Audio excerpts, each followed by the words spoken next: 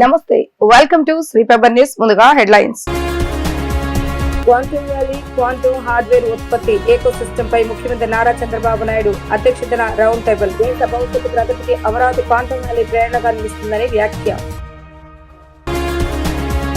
రాష్ట్ర పంచాయతీరాజ్ శాఖకు జాతీయ పురస్కారాలపై డిప్యూటీ సీఎం పవన్ కళ్యాణ్ హర్షం. వరుసగా 2వ ఏడాది పురస్కారాలు రావడం ఆనందంగా ఉందని వెల్లడి.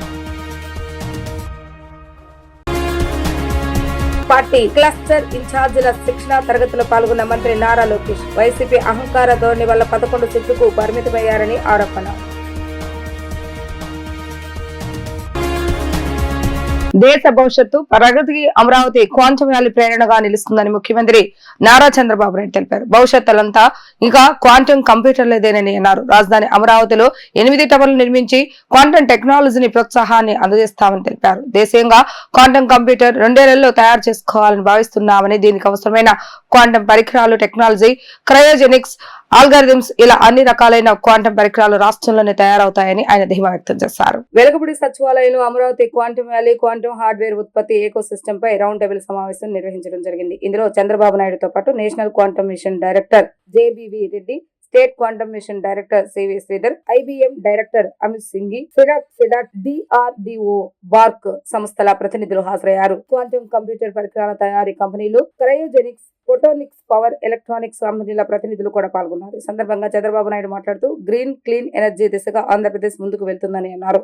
ఇది గేమ్ చేంజర్ గా మారుతుందని తెలిపారు. సంజీవని ప్రాజెక్ట్ తో వ్యక్తిగత డిజిటల్ హెల్త్ రికార్డులను సిద్ధం చేస్తున్నామని, నాలెడ్జ్ ఎకానమీ సేవల రంగం పెరగడం ద్వారా దేశానికి ప్రయోజనం కలుగుతుందని అన్నారు.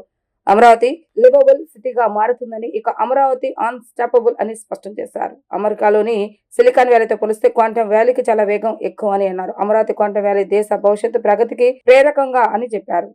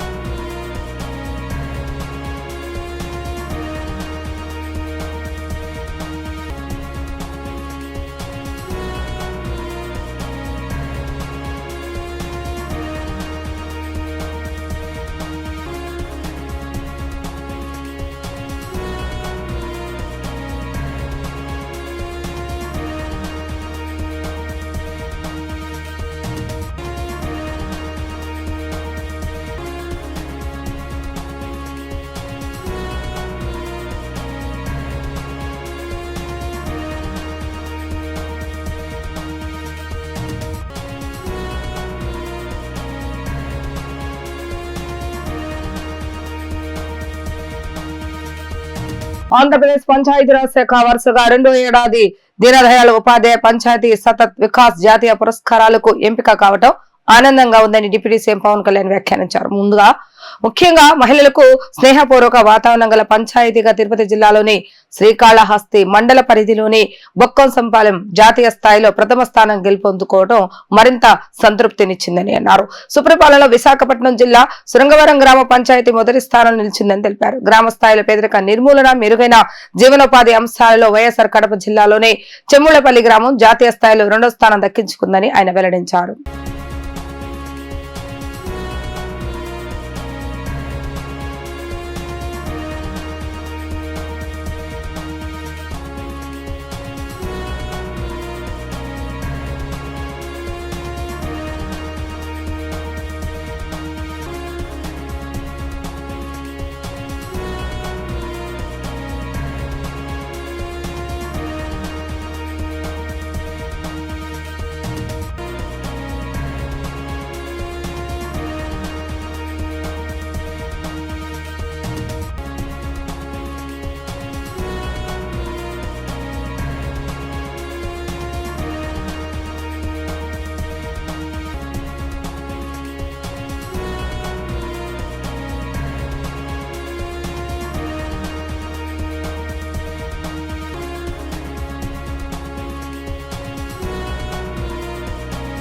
వైసీపీ అహంకార ధోరణి వల్ల 151 సీట్ల నుంచి 11 సీట్లకు పరిమితమయ్యాయని, అందుకే ఎట్టి పరిస్థితుల్లో అధికారం ఉందనే అహంకారంతో వ్యవహరించవద్దని కార్యకర్తలకు మంత్రి నారా లోకేష్ సూచించారు.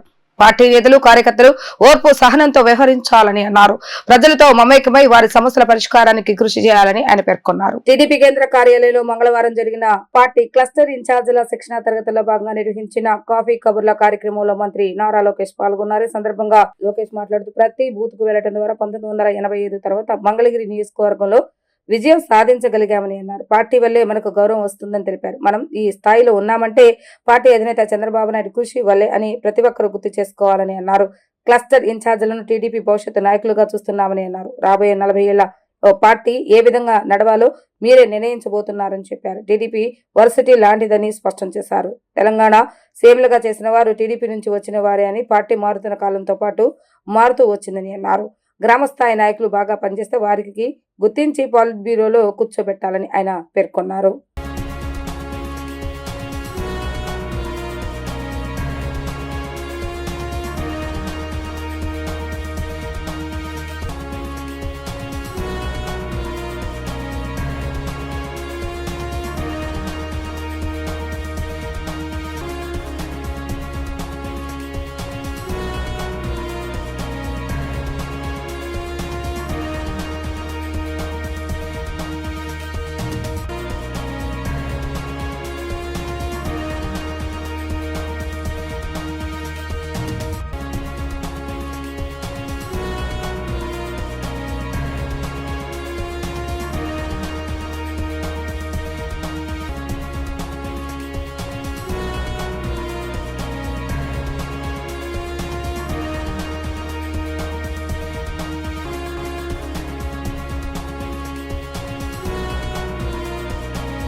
కేంద్ర ప్రభుత్వం కమర్షియల్ ఎల్పీజీ సరఫరాను 70% పెంచుతూ అనుమతి ఇచ్చిందని రాష్ట్ర పౌర సరఫరాల శాఖ మంత్రి నాదెళ్ల మనోహర్ తెలిపారు. సుమారు 240 మెట్రిక్ టన్నుల అదనపు గ్యాస్ అందుబాటులోకి వస్తుందని వివరించారు. బుధవారం నుంచి హోటళ్లు, రెస్టారెంట్స్, ముఖ్యంగా హాస్పిటల్స్ కు ప్రాధాన్యత క్రమంలో సరఫరా చేయాలని ఇప్పటికే అన్ని జిల్లాల జాయింట్ కలెక్టర్లకు ఆదేశించామని తెలిపారు. జేసీలతో ఆ రంగాలకు చెందిన అసోసియేషన్లు చర్చించి తమ అవసరత మేరకు గ్యాస్ ను పొందవచ్చని ఆయన స్పష్టం చేశారు. విజయవాడ పౌర సరఫరాల శాఖ కార్యాలయంలో నిర్వహించిన మీడియా సమావేశంలో మంత్రి నాదెళ్ల మనోహర్ మాట్లాడుతూ రాష్ట్రంలో ఇంధన గ్యాస్ సరఫరాలపై అపోహలు నమోదని విజ్ఞప్తి చేశారు. రాష్ట్రంలో ఎల్పీజీ గ్యాస్, పెట్రోల్, డీజిల్ సరఫరా విషయంలో సామాజిక మాధ్యమాల్లో తప్పుడు ప్రచారాలు కనిపిస్తున్నాయని, అలాంటి వదంతులను విశ్వసించవద్దని విజ్ఞప్తి చేశారు. రాష్ట్రంలో ఇంధన నిల్వలు తగ్గినని ఉన్నాయని, సరఫరా వ్యవస్థ స్థిరంగా ఉందని స్పష్టం చేశారు. సామాజిక మాధ్యమాలు వదంతుల కారణంగా ఒకేసారి 5 లక్షల బుకింగ్స్ జరగడంతో సరఫరాలో కొంత జాప్యం ఏర్పడిందని అన్నారు. సాధారణంగా రోజుకు 2.30 లక్షలుగా ఉండే పంపిణీ ప్రస్తుతం 2.70 లక్షల సిలిండర్లకు పెరిగిందని వివరించారు. బ్యాక్లాగ్ ను త్వరగా పూర్తి చేసేందుకు అన్ని చర్యలు తీసుకుంటున్నామని అన్నారు. 16 ఏజెన్సీల వద్ద ఎక్కువ మంది వినియోగదారులు ఉన్నందున అక్కడ సరఫరా క్రమబద్ధీకరిస్తున్నామని తెలిపారు. ఈ ఏజెన్సీల వద్ద నిఘా ఉంచామని అన్నారు. సరఫరాలో ఆలస్యానికి కారణాలపై కూడా దృష్టి సారించి చర్యలు తీసుకుంటామని అన్నారు. గృహ వినియోగదారులు పట్టణ ప్రాంతాలు 25 రోజులు, గ్రామీణ ప్రాంతాల్లో 45 రోజులు కనీస గడువు తర్వాతే రీబుకింగ్ చేసుకోవాలని విజ్ఞప్తి చేశారు. నమస్కారం అండి.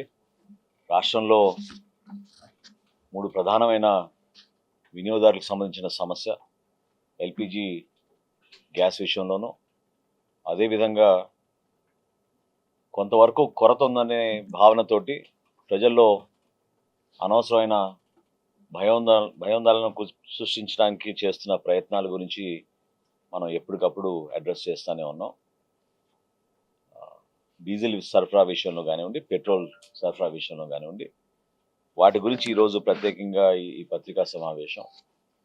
ఈరోజు మా డిపార్ట్మెంట్ నుంచి 3 ఆయిల్ కంపెనీస్ ప్రతినిధులతోటి, అదేవిధంగా మన రాష్ట్ర కోఆర్డినేటర్ గారు భాస్కర్ రెడ్డి గారితో కూడా మేము ఈరోజు ఒక మీటింగ్ ఏర్పాటు చేసుకున్నాం. రాష్ట్ర వ్యాప్తంగా మొదటి నుంచి నేను చెప్తూ వస్తున్నది 100% సప్లైస్ అనే విషయంలో ఎక్కడ కూడా పొరపాటు లేకుండా స్టేబుల్గా ఉన్నాము. ఎల్పిజి సిలిండర్లు బుకింగ్ మధ్యలో అనవసరంగా కొంచెం వదంతులకి గురై 5 లక్షల బుకింగ్స్ ఒకే రోజు జరిగినందుకు బ్యాక్లాగ్ కొంచెం ఏర్పడింది తప్ప, ఈ రోజుకి మేము అందించే సరఫరా 2,70,000 సిలిండర్ల వరకు ఎక్కడ కూడా అంతరాయం లేకుండా అన్ని ప్రాంతాల్లో కూడా మేము సరఫరా చేసుకుంటానే వస్తూ ఉన్నాం. వీటితో పాటు డొమెస్టిక్ ఎల్పిజి సిలిండర్లు దాదాపు ఒక 16 ఏజెన్సీలు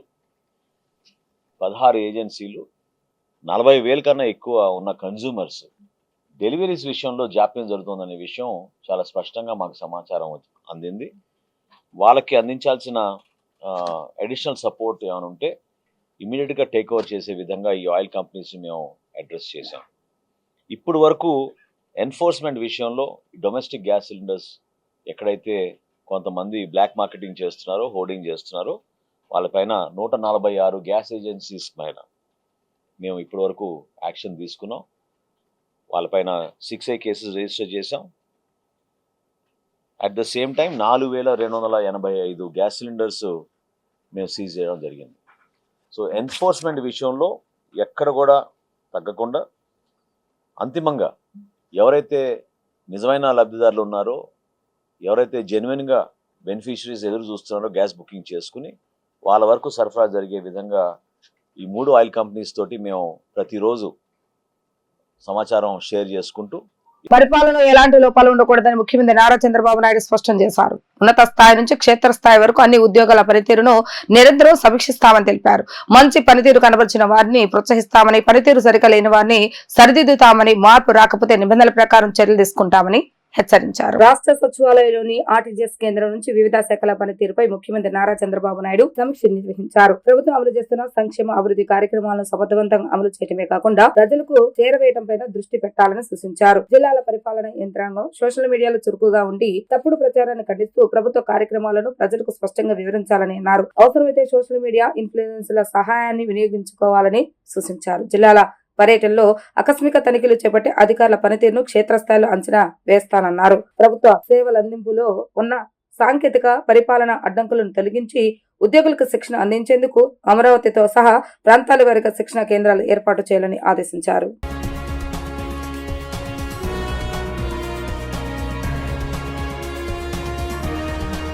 ఆరోగ్యకర, ఆనందదాయక, సుసంపన్న స్వర్ణాంధ్ర సహకారం దిశగా చేస్తున్న కృషిలో భాగంగా జిల్లాను డ్రగ్స్ రహితంగా తీర్చిదిద్దేందుకు డ్రగ్స్ పై దండయాత్ర 2.0 త్వరలో ప్రారంభమవుతుందని జిల్లా collector doctor G Lakshmisha, police commissioner SV Rajasekhar Babu తెలిపారు.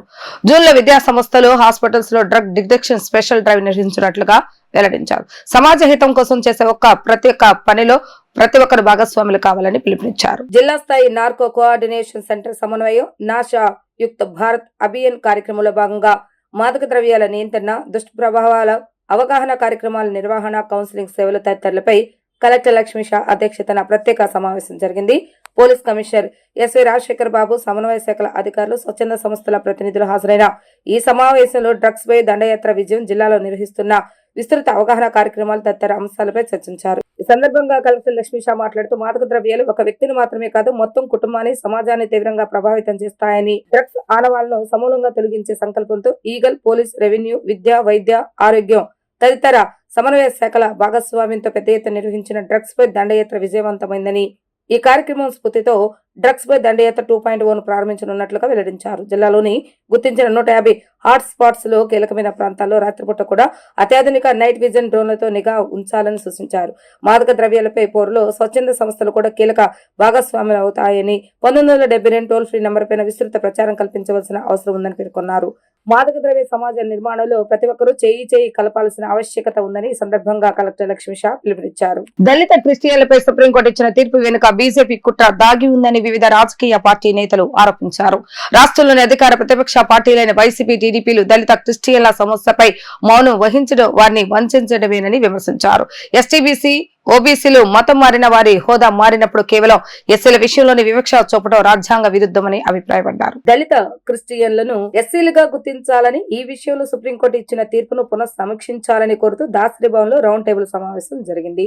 ఈ కార్యక్రమంలో ఏపీసీసీ అధ్యక్షులు వైఎస్ షర్మిలారెడ్డి, సిపిఎం రాష్ట్ర కార్యదర్శి వి శ్రీనివాసరావు, సిపిఐ రాష్ట్ర కార్యదర్శి రామకృష్ణతో పాటు వివిధ ప్రజా వ్యవసాయ సంఘ నేతలు పాల్గొన్నారు. ఈ సందర్భంగా వారు మాట్లాడుతూ దళిత క్రిస్టియన్లపై సుప్రీంకోర్టు ఇచ్చిన తీర్పు వెనుక బీజేపీ కుట్ర దాగి ఉందని ఆరోపించారు. కేంద్రంలోని మోడీ ప్రభుత్వం దర్యాప్తు సంస్థల వలె సుప్రీంకోర్టును కూడా తన గుప్పిట్లోకి తీసుకుందా అనే అనుమానం కలుగుతుందని విమర్శించారు. కులం అనేది పుట్టుకతో వస్తుందని, మతం మారినంత మాత్రాన దళితుల సామాజిక స్థితిగతులు గాని, వారిపై జరిగే దాడులు, వివక్ష గాని మారడం లేదని చెప్పారు. ఎస్సీ, ఎస్టీ, ఓబీసీలు మతం మారినా వారి హోదా మారినప్పుడు కేవలం ఎస్సీల విషయంలోనే వివక్ష చూపటం రాజ్యాంగ విరుద్ధమని అభిప్రాయపడ్డారు. రాష్ట్రంలో దాదాపు 80 లక్షల మంది ఉన్న దళిత క్రిస్టియన్ల ప్రయోజనాల కోసం 2009లోనే వైఎస్ రాజశేఖర రెడ్డి అసెంబ్లీలో తీర్మానం చేశారని గుర్తు చేస్తూ వారి పక్షాన కాంగ్రెస్ పార్టీ నిలబడుతుందని హామీ ఇచ్చారు. ఆర్డర్ 1950లోని పారాగ్రాఫ్ 3ని రద్దు చేయాలని డిమాండ్ చేశారు. నిన్న ఇచ్చిన తీర్పులో ఇది కూడా చాలా స్పష్టంగా చెప్పడం జరిగింది. రీకన్వర్షన్ జరిగితే మళ్ళీ ఏ కులంలో పుట్టారో మళ్ళీ ఆ కులానికే వాళ్ళు చెందే అవకాశం ఉంది అని. అంటే సుప్రీంకోర్టే ఒప్పుకుంటున్నట్టు కదా, కులం అన్నది పుట్టుకతో వస్తుంది అని వాళ్ళంతకు వాళ్ళే ఒప్పుకున్నట్టయింది. ఎందుకంటే మళ్ళీ రీకన్వర్షన్ అయినా కన్వర్షన్ అయినా మళ్ళీ పుట్టిన కులానికే పోతారు అంటే పుట్టుకతో కులం వస్తుందని సుప్రీంకోర్టే ఒప్పుకున్నట్టయింది. అంతేకాదు, దీంట్లో అసలు నాస్తికుల పరిస్థితి ఏమిటి? పారాగ్రాఫ్ 3లో క్రిస్టియన్స్, సిక్కులు, బుద్ధిస్టులు వీళ్ళ ముగ్గురినే చేర్చారు అంటే వీళ్ళు మాత్రమే ఎస్సీలుగా పరిగణించాలి అంటే మరి నాస్తికుల పరిస్థితి ఏమిటి? అంటే ఎస్సీగా పుట్టిన వాళ్ళు, దళితులుగా పుట్టిన వాళ్ళు నాస్తికులుగా ఉండే హక్కు కూడా లేదా? ఎవరిని నమ్మకుండా ఉండే హక్కు కూడా లేదా? ఎవరిని నమ్మాలో కూడా కాన్స్టిట్యూషనే నిర్ణయిస్తుందా? ఇది ఎక్కడ విచిత్రం? నిజంగానే ఇది ఖండించతగినదే. నిజంగానే ఎవరూ కూడా దీనికి ఒప్పుకోరు. ముఖ్యంగా మన రాష్ట్ర విషయానికి వస్తే చాలా మంది మాలా మాదిగా కులాలకు, సబ్ కాస్ట్లకు చెందిన వాళ్ళు, దళిత కులాలకు చెందిన వాళ్ళు చాలా మంది క్రైస్తవ మతంలో ఉన్న వాళ్ళే. ఈ సంఖ్య మన రాష్ట్రంలో 80 లక్షలకు పై మాటే తప్పితే తక్కువ లేదు. అంటే ఇప్పుడు ఈ చట్టం వర్తింపచేస్తే మన రాష్ట్రంలో ఇంతమందికి, అంటే దాదాపు 1 కోటి మందికి ఇది అప్లై అవుతుంది. మరి ఇది ఎంత అన్యాయం? అంటే మన జనాభాలో దాదాపు 20%కి అన్యాయం జరుగుతుంది. అంటే మన రాష్ట్రంలో మనం ఇంతమంది ఉండికి కూడా వాళ్ళకు అన్యాయం జరుగుతుంటే అది ఆపలేకపోతే ఇక ఇంతమంది ఉండి ఏం లాభం? కాబట్టే అందరం కూడా అర్థం చేసుకోవాలి, నాయకులు ముఖ్యంగా అర్థం చేసుకోవాలి. దళితులకి ఈ రిజర్వేషన్లు ఇవ్వకపోతే వాళ్ళు బ్రతకలేని పరిస్థితి. దళితులకి ఉద్యోగాలలో అయినా, లేక విద్యలోనైనా, లేక రాజకీయ ఆపర్చునిటీస్లోనైనా వీళ్లకు ఈ రిజర్వేషన్లు అన్నవి వర్తింప చేయకపోతే వాళ్ళ ఐడెంటిటీ, వాళ్ళ సస్టెనెన్స్కే ఇది ముప్పు. అంతేకాదు, ఇంకా ముఖ్యం ఏమిటంటే వాళ్ళ లైఫ్కు కూడా ఒక అష్యూరెన్స్ ఉండాలి. అంటే ఎస్సీ ఎస్టీ అట్రాసిటీ యాక్ట్ వాళ్ళకు వర్తింప చేస్తేనే వాళ్ళ లైఫ్కు కూడా ఒక సెక్యూరిటీ ఉంటుంది. లేకపోతే అసలు ప్రాణాలు గుప్పెట్లో పెట్టుకొని ఎప్పుడు ఎవరు దాడి చేస్తారో తెలియక ఇక వాళ్ళకు కనీసం లైఫ్ సెక్యూరిటీ కూడా ఒక దేశంలో ఉంటూ అది కల్పించలేకపోతే ఇక ఆ దేశంలో బ్రతకడం ఎందుకు? ఇక ఆ దేశం వాళ్ళకు ఏమిచ్చినట్టు? ఇవన్నీ కూడా పాలకులు ఆలోచన చేసుకోవాలి. కూటమి ప్రభుత్వం అధికారంలోకి వచ్చాక CM Chandrababu Naidu, deputy CM Pawan Kalyan సారథ్యంలో అమలవుతున్న అభివృద్ధి సంక్షేమ కార్యక్రమాలు చూసి జగన్ కో ఓరలేకపోతున్నారని కార్మిక శాఖ మంత్రి వాసంశెట్టి సుభాష్ అన్నారు. Jaganmohan Reddy and Coke yoga practice ఎంతో అవసరమని ఆయన అభిప్రాయపడ్డారు. ఎన్నికల సమయంలో తాము ఇచ్చిన హామీలన్నీ అమలు చేయడంతో పాటు పెట్టుబడులు వెలుగులాగా తరలిరావడం చూసి వైసీపీ నేతలకు మతి భ్రమించిందని ఆయన వ్యాఖ్యానించారు. సీఎం చంద్రబాబు నాయుడు యోగా ప్రాక్టీస్ అందరికీ అవసరమని తరచూ చెబుతుంటారని, కానీ వైసీపీ నాయకుల పరిస్థితి చూస్తే జగన్ అండ్ కోకి మాత్రం తప్పనిసరిగా యోగా అవసరం అనిపిస్తుందని అన్నారు. జరుగుతున్న అభివృద్ధి సంక్షేమం చూసి ఓర్వలేక ఏ విష ప్రచారం చేస్తూ ఉన్నారు వైసీపీ వాళ్ళు. అదేవిధంగా ఇవేమీ సాధ్యపడవని చెప్పి ముందు చెప్తూ వచ్చారు. దొంగ హామీలు ఇచ్చానన్నారు, విష ప్రచారాలు చేశారు. సూపర్ 6 సూపర్ హిట్ అవటంతో మతి భ్రమించి పిచ్చి మాటలు మాట్లాడుతూ ఉన్నారు జగన్మోహన్ రెడ్డి గారు.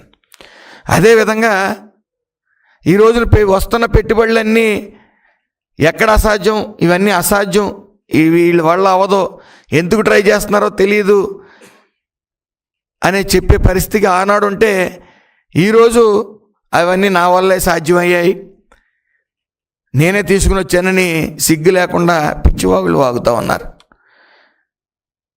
గత 5 ఏళ్ళు ప్రభుత్వంలో ఇటు టీడీపీ కార్యకర్తలను కానీ, జనసేన కార్యకర్తలను కానీ, అలాగే బీజేపీ కార్యకర్తలను కానీ ప్రశ్నించే ఏ గొంతునైనా సరే కేసుల ద్వారా పీకి నొక్కి ఇబ్బందులు పెట్టే పరిస్థితి వైఎస్ఆర్సీపీ ఉండేది. కానీ ఎన్డీఏ కూటమి వచ్చిన తర్వాత ఈ జరుగుతున్న అభివృద్ధి సంక్షేమంతో పాటు వెల్లువలో వస్తున్న పెట్టుబడులకి ఏం చేయాలో తెలియని పరిస్థితుల్లో కుసేపు మేమే తీసుకుని వచ్చామనటం, కుసేపు ప్రెస్ ముందుకు వచ్చి వెకిలి చేష్టలు చేయటం, ఇవన్నీ మానసిక పరిస్థితి మీద ప్రభావం చూపిస్తూ ఉన్నాయి, వాళ్ళ మానసిక పరిస్థితి మీద. సో విజనరీ ఉన్న నాయకుడు నారా చంద్రబాబు నాయుడు గారు ముందే చెప్పారు, యోగా ప్రాక్టీస్ చేయండి అని ప్రతి ఒక్కరికి చెప్తా ఉన్నారు. ఈ యోగా అనేది ఖచ్చితంగా జగన్మోహన్ రెడ్డి గారు అండ్ కోకి చాలా అవసరం అని భావిస్తూ ఉన్నాం. ఆ యోగా ప్రాక్టీస్ చేయండి, ఖచ్చితంగా మానసిక ఉల్లాసం కలుగుతుంది. కనీసం మీరు జనాన్ని ఫేస్ చేసినప్పుడు కొన్ని నిజాలు మాట్లాడి, లేకపోతే స్పృహలో ఉండి మాట్లాడే తత్వం మీకు అలవాటు అవుద్దని హితవు పలుకుతూ మరొకసారి జరుగుతున్న సంక్షేమానికి ఈ ఆంధ్ర రాష్ట్రం సువర్ణాంధ్ర రాష్ట్రంగా తీర్చిదిద్దడానికి ఇటు నారా చంద్రబాబు నాయుడు గారు, లోకేష్ గారు, పవన్ కళ్యాణ్ గారు అహర్నిశలు కష్టపడతా ఉన్నారు. వార్తలు ముగించే ముందు హెడ్లైన్స్ మరొకసారి. క్వాంటమ్ వ్యాలీ క్వాంటమ్ హార్డ్వేర్ ఉత్పత్తి ఏకో సిస్టమ్ పై ముఖ్యమంత్రి నారా చంద్రబాబు నాయుడు అధ్యక్షతన రౌండ్ టేబుల్. దేశ భవిష్యత్తు ప్రగతికి అమరావతి క్వాంటమ్ వ్యాలీ ప్రేరణగా నిలుస్తుందని వ్యాఖ్య. రాష్ట్ర పంచాయతీరాజ్ శాఖకు జాతీయ పురస్కారాలపై డిప్యూటీ సీఎం పవన్ కళ్యాణ్ హర్షం. వరుసగా 2వ ఏడాది పురస్కారాలు రావడం ఆనందంగా ఉందని వెల్లడి. పార్టీ క్లస్టర్ ఇన్ఛార్జీల శిక్షణ తరగతిలో పాల్గొన్న మంత్రి నారా లోకేష్. వైసీపీ అహంకార ధోరణి వల్ల 11 సీట్లకు పరిమితమయ్యారని ఆరోపణ. ఇవి ఈ రోజు వార్తా విశేషాలు. మరలా తిరిగి ప్రసారమయ్యే వార్తలు మళ్ళీ కలుద్దాం. అంతవరకు సెలవు, నమస్కారం.